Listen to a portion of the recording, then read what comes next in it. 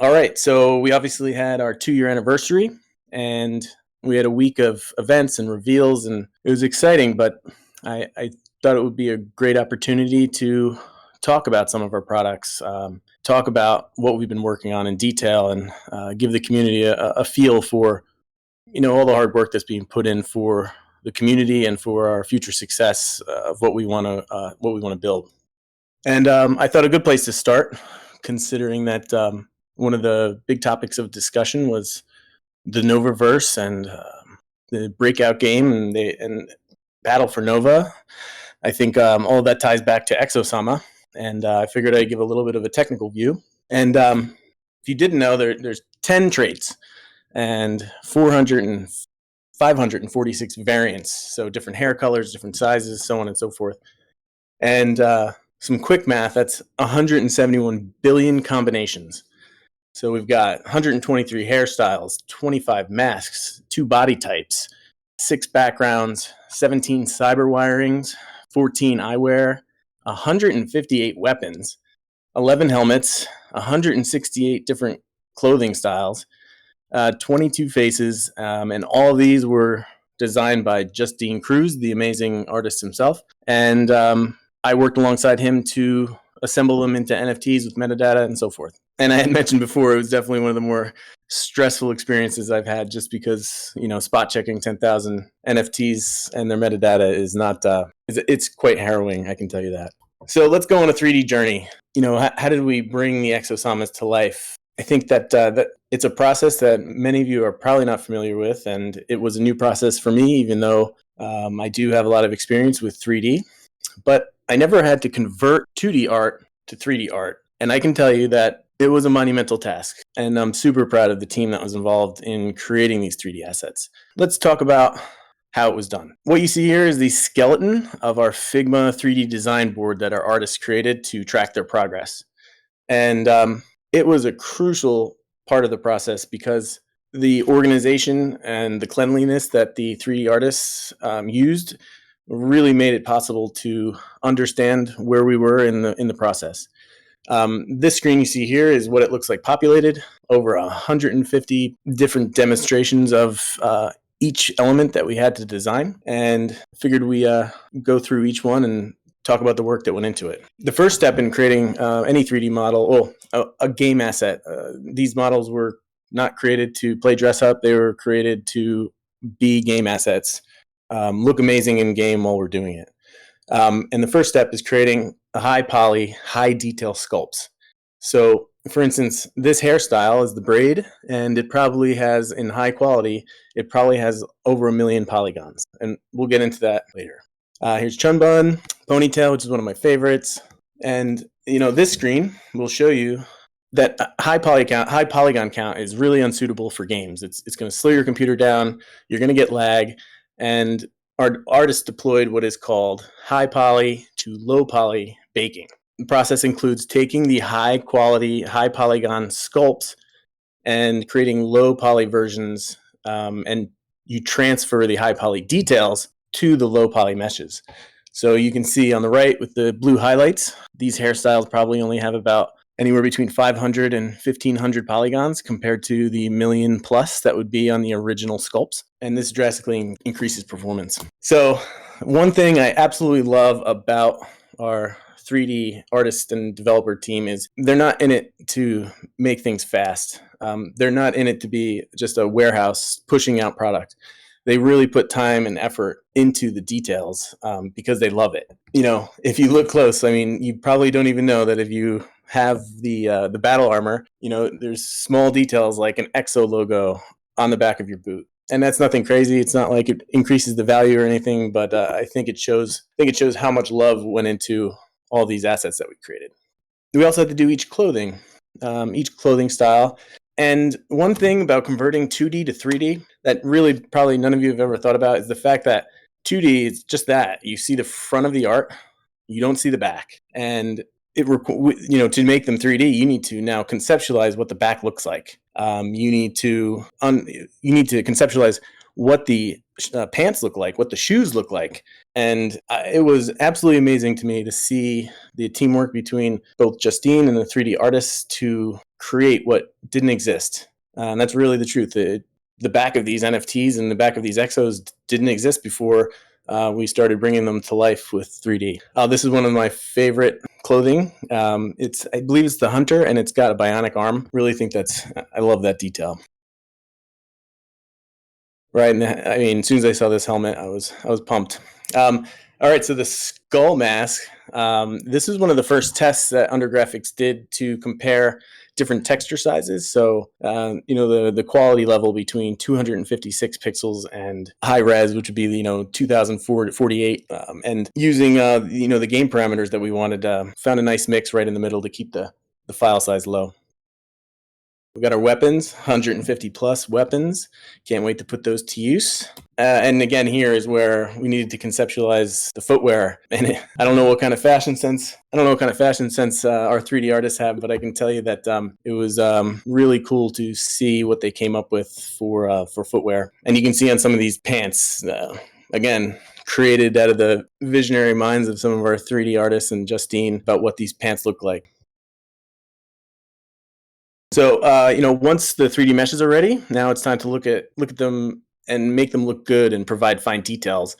And we accomplish this by texturing the models, essentially painting them with details and assigning visual properties like color, roughness, emission, like if there's like a light, let's say on a visor, that's called emission, and ambient occlusion, which is like where light and shadow kind of sneaks into crevices, all elements to make the models look lifelike. This process was like legit. It was painstaking because, these artists don't cut corners, and they don't just provide the team with one option. They provided numerous options for each piece of clothing for the team to choose from. Obviously, aesthetics play a big part in choosing the model or the best model, but functionality in how they look and feel and how they animate in the game and in cinematic films are also huge considerations. One of the key stages in this whole process is called UV mapping, and you can think of it like unwrapping a Christmas present. It's important for 3D models because it tells the computer how to apply the textures, how to apply the colors and the patterns onto the surface of the 3D objects as it rotates in the scene. And this is really crucial to get a basic grasp of because it's super important when we start to discuss composability. Here's one of the models painted. So yeah, composability. It's definitely more than meets the eye. 3D composability is much more than like playing with Legos. Legos have uniform connectors that like make fitting them together super easy. In the case of like Exosama models, they aren't square blocks. They don't have round pegs that they connect with.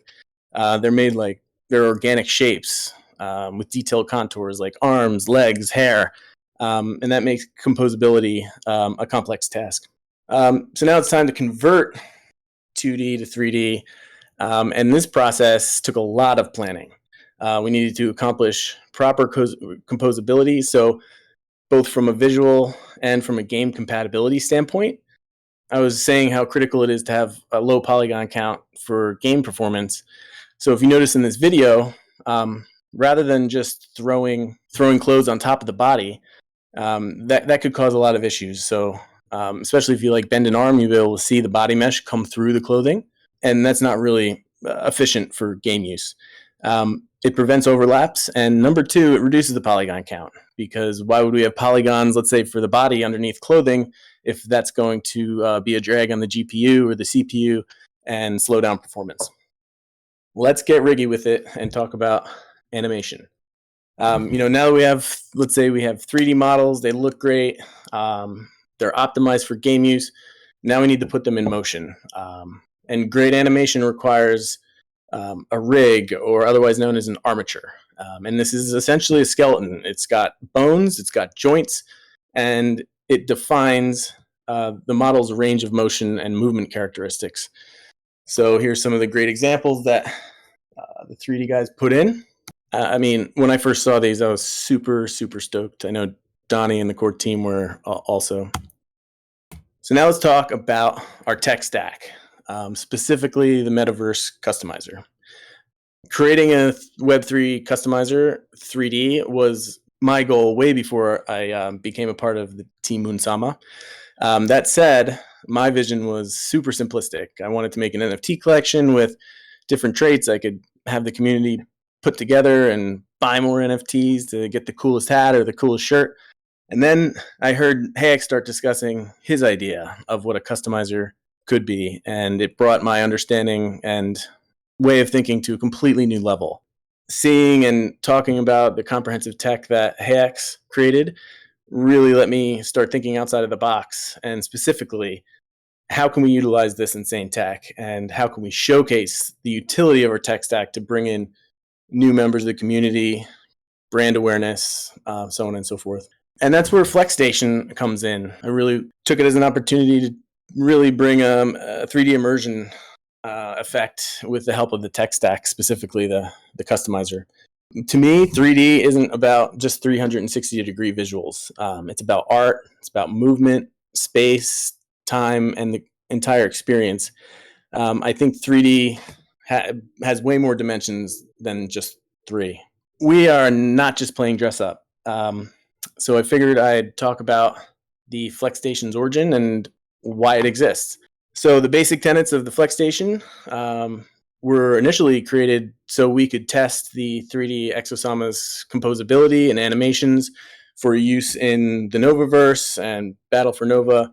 And this quickly evolved into the idea of building a tool that utilized the Metaverse Customizer tech that was much more than a play with Barbies basic avatar builder. The FlexStation is designed to allow the ability to craft, unlock, and preview animations such as in-game fight moves, victory dances, and much more. Let's flex what your mama gave you and talk about some future concepts. And again, disclaimer, this is concepts. This is a fashion runway to flex outfits, the fight moves, the dance animations, and accessories. I would think that this would be a really cool, attractive feature that would gain the attention of some commercial brands. And I envision like the whole scene to have an audience with like live spectators. In this image, I think you can see a couple of gremlins with front row seats. And then, this is what we can animate the exos with dance moves. It would be really cool to, let's say, get participation experience in the Novaverse or Carnage or the Breakout game, and be able to craft some of these animations and extra features. All right, so this is the slide I think I put the most time into, and let's talk about it. So Battle for Nova, War Machine. The concept of Battle for Nova has been around for a while, right? But it hasn't really clearly been defined. People say, is it a game? Is it a metaverse? Is it an experience? I think it's all of those things. The term Battle for Nova to me is a perfect allegory to our teams and our community's efforts, the struggles and the motivation to fight our way to the top of the food chain, defeat the bear market, and establish ourselves as the fucking winners we are. We can't win the battle if we don't build a war machine, and that's what we're doing. You can't build 3D games or 3D metaverses without appropriate 3D models and appropriate animations and appropriate aesthetics, and that's what we're building. The Metaverse Customizer, the FlexStation, and the Breakout game, these are all stepping stones necessary to win the battle for Nova. So that brings us to Breakout, the game that we previewed and revealed yesterday. And speaking of these stepping stones, Breakout is exactly that.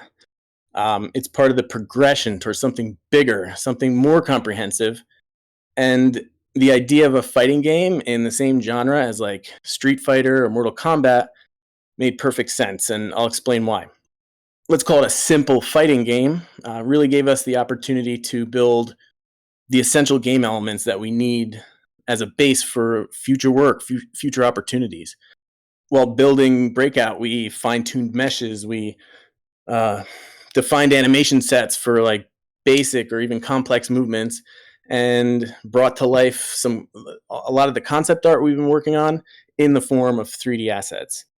So like all of these things, the models, the animations, the environment assets, these can all be repurposed for metaverses, other games, and other opportunities we may be presented with in the future. So think about how much easier it'll be to create, let's say, a beat 'em up game like Streets of Rage or an open MMO now that we have all of these basic fundamental building blocks ready to go. So this is a little deep dive or a little peek behind the curtain of game development. This was some of the early work by Razor, one of our Unity devs and community builder, probably one of the guys that has built the most stuff as a community member. So this is just some testing of hitboxes and collisions. And it's a super challenging, but having these really nice meshes made the entire process way easier. And it was a really cool process to see because I didn't have any experience in creating anything like this. And it was a pleasure to watch Razor go through a lot of this. Here are some of Candyman's 3D environmental design. So if you look closely in the video that we released yesterday, you'll be able to see a lot of these assets in the scene. And the great part about 3D is the fact that you can use all these assets from different perspectives, different camera angles. It's not like a 2D image where you have to create something completely different. So all these assets can be used in other games, metaverse. It's a very efficient process to use 3D. And again, the quality is just amazing. I expect nothing less from Candyman. Another really cool thing that 3D assets provide us is like, we've got so many of them. We've curated so many cool assets that we're able to create like concept art that's on another level. So if I have an idea or somebody else has an idea to like, this is what we want something to look like or feel like, we can use those 3D assets to actually make storyboards like this to say, this is the kind of vibe we want to go for. And it's really fun to work in this manner. All right, so how does Breakout fit into the Exosama lore? I'll give it in my words. So, Exosamas were created by this genius scientist to keep the city of Nova safe, right? But there's this bad guy, and he started to use them to rule the city. The scientist, genius guy, he used Eva, the first Exo, to bring forth a program that infects all the other Exos that she comes in contact with. And when they became infected, it gave them free will. So the Breakout storyline happens when the Exos become free, and when they're unleashed into the city, they really don't have a purpose. They don't have allegiances or identity, and they have to figure all that out.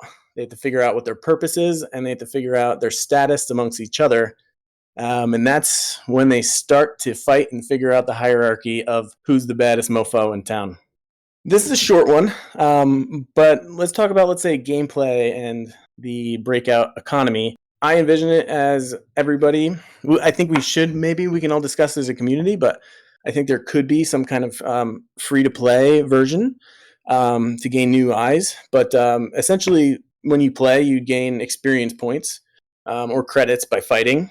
Maybe gain a little bit more if you win, and then use those experience points to craft unlocks to new levels, craft access to new games, or even craft access to in-game abilities. So think of it like, a perfect example is in the first version of Breakout, it's bare knuckle brawl, no weapons. The idea is that we'll be able to get experience, craft unlocks, and then if you get enough unlocks to a particular level, then you can start melee battling with swords and axes, and it'll be really cool. And this is another use case for the tech stack. The tech stack allows us to now craft and use the workbench to mint 721s, 1155s, and there's just so much stuff outside of just basic NFTs, token gating, all types of different access. So it's going to be real exciting to test with the community and see the feedback that you guys have. So another avenue for 3D was our venture into AR with TikTok.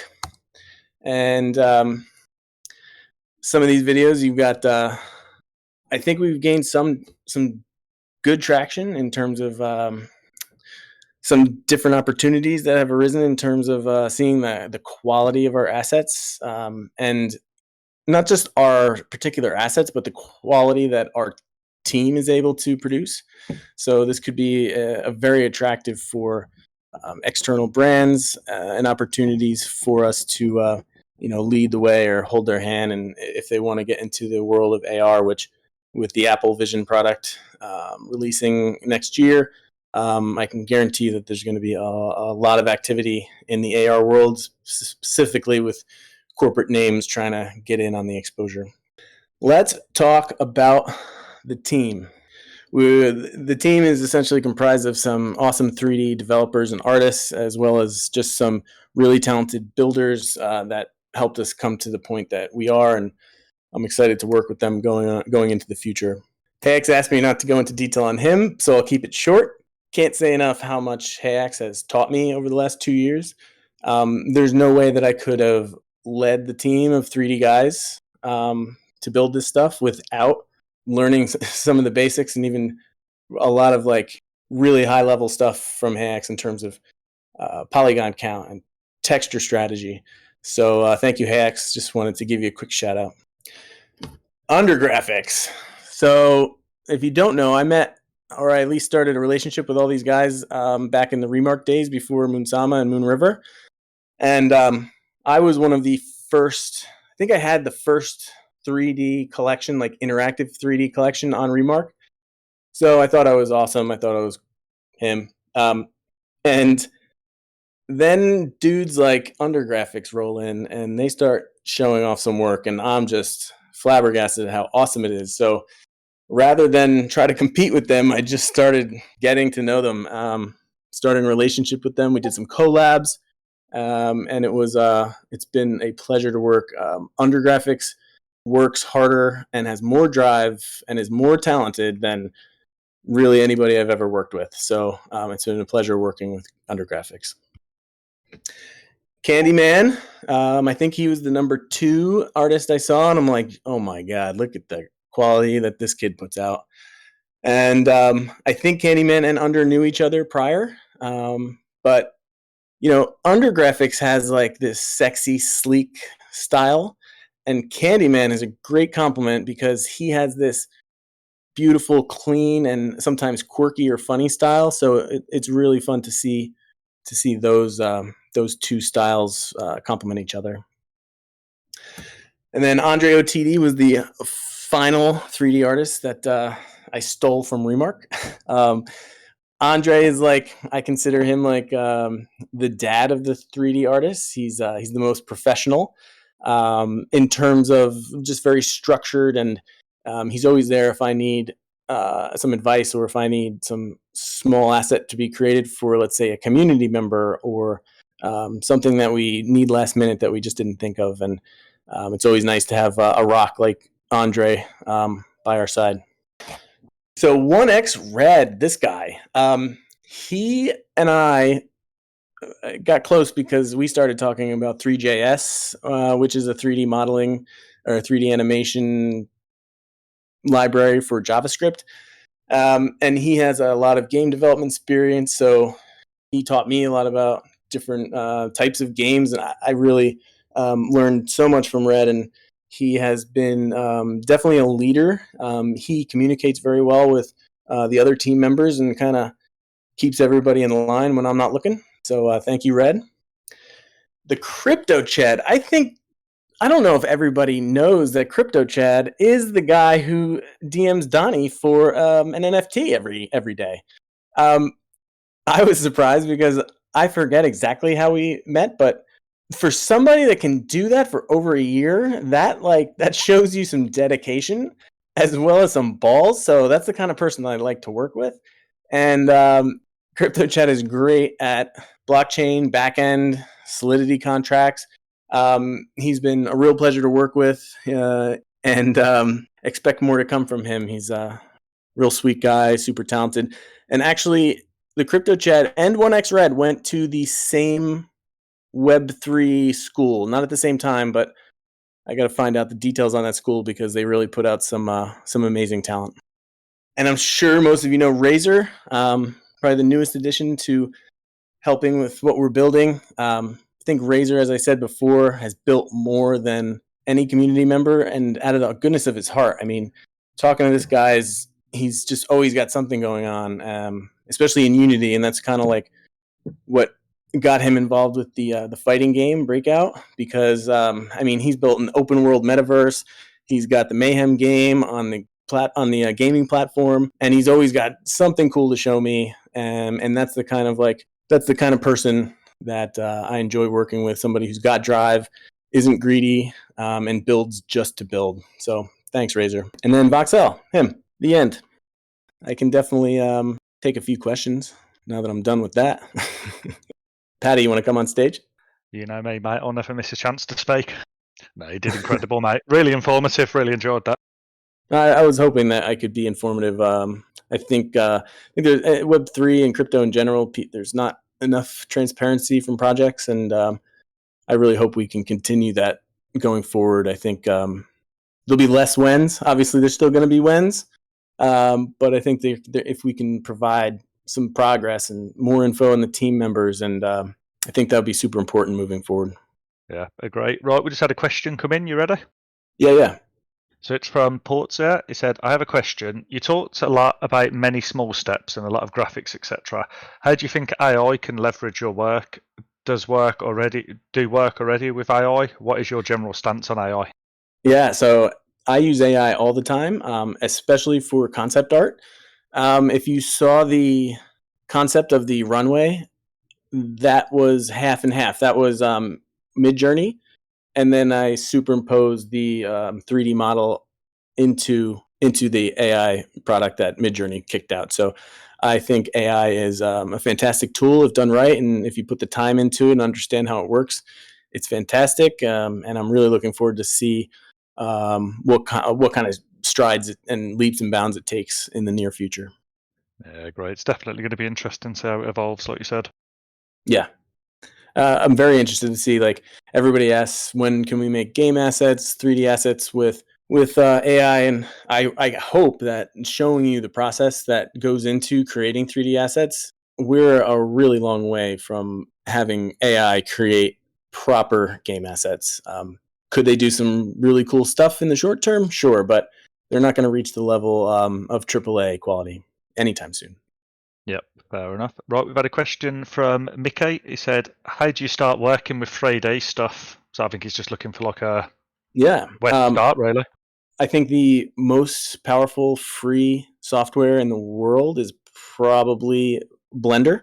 It is free. It's amazing. I used to use a program called Cinema 4D, and that costs around $7,000. And it was kind of a waste of money because I started seeing what I'm like, oh, these guys like Undergraphic and Candyman, they have to be using something like Cinema 4D. They have to be using expensive software. And then I find out they use Blender, which is free. Tons of tutorials, great community. Get on YouTube, start looking for the most basic tutorials that you can do, or if you have a specific interest in creating something, just Google it, man. It's and use AI, use ChatGPT. I can't tell you how many problems that I got myself out of just by saying, hey, I can't get this to work in Blender. What's the issue? And then, 50% of the time, ChatGPT will at least put me down the right path. Awesome, thank you. There you go. I think you might have just inspired the next generation of 3D artists, mate. Yeah.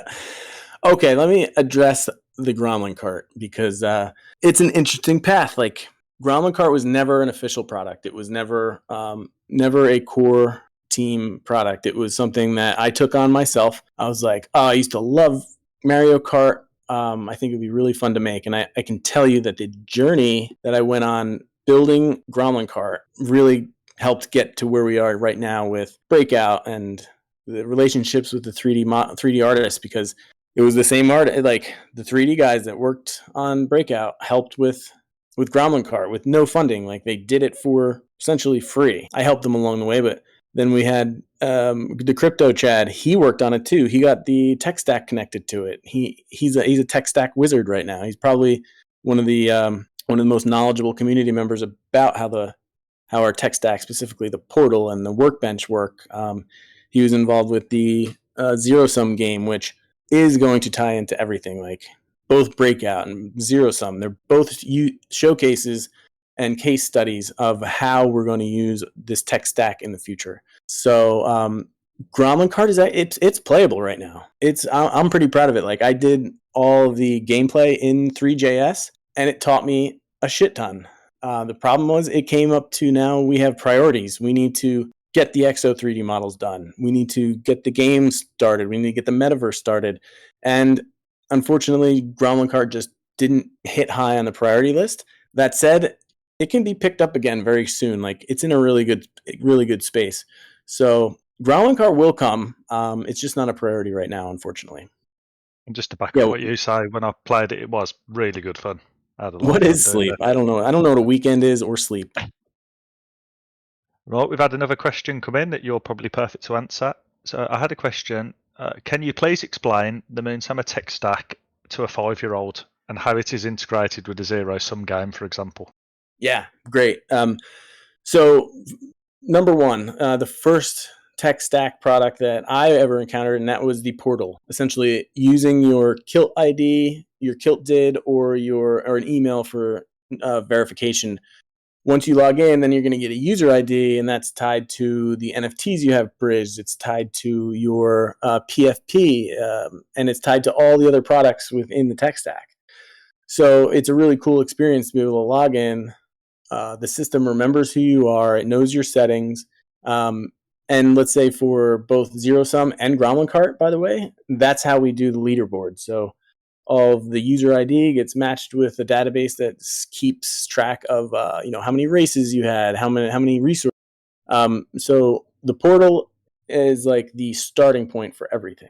Then, for instance, the workbench is part of the tech stack, and in Zero Sum, you use the workbench to craft upgrades, and that's just one way to do it. So essentially, you mint these resources, and then each upgrade, which is an NFT, that requires X amount of each resource, and allows you can craft NFTs, 721s. You can craft 1155s. You can essentially think about having your own community, getting your own portal domain, and being able to have your own little version of the portal, the workbench, eventually the loot box system. Tons of different opportunities, and I really hope that when you see what Breakout is doing and what Zero Sum is doing, it'll really inspire new creators, new builders from the community and outside the community to come in and really see the value and start using the value that the tech stack brings. Awesome explanation, mate. Thank you. Cool. I think we can on Monday we can definitely field more questions, and I'll probably have a few cocktails and get into Telegram a little bit later. So if you guys have questions, I'll be in there to answer some stuff. Awesome. Well, thank you very much, Fox, on behalf of the team and the community. That was a really great, really informative presentation, and thank you for your time. Great, guys. Talk to you later.